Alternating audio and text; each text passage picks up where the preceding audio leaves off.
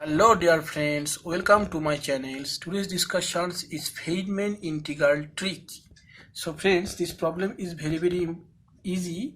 This is the di by da d alpha, di divided by d alpha into 0 to 1 x to the power alpha log x divided by ln x dx, and it is cut, and the 0 to 1 x to the power alpha dx is equal to 1 by alpha plus 1, and di is equal to d alpha divided by alpha plus 1 integrated, and we get I is equal to ln alpha plus 1 plus c, that, and if alpha is equal to 0, I is equal to 0 and c is equal to 0.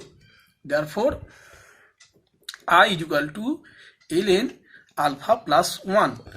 This is my answer. Another way, alternative method.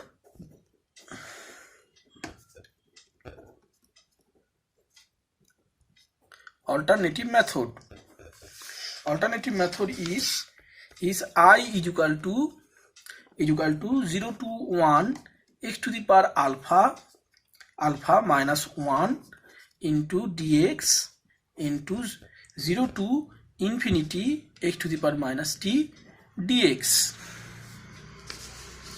After that, we get the value is 0 to infinity 0 to 1 x to the power alpha minus t dx into dt minus 0 to infinity 0 to 1 x to the power minus t dx into dt, and then we get the value 0 to infinity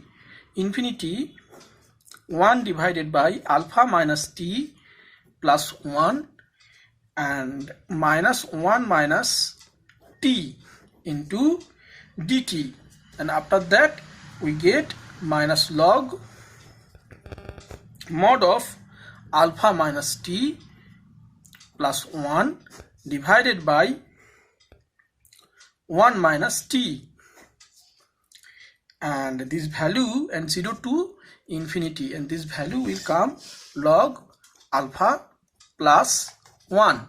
Thanks for watching.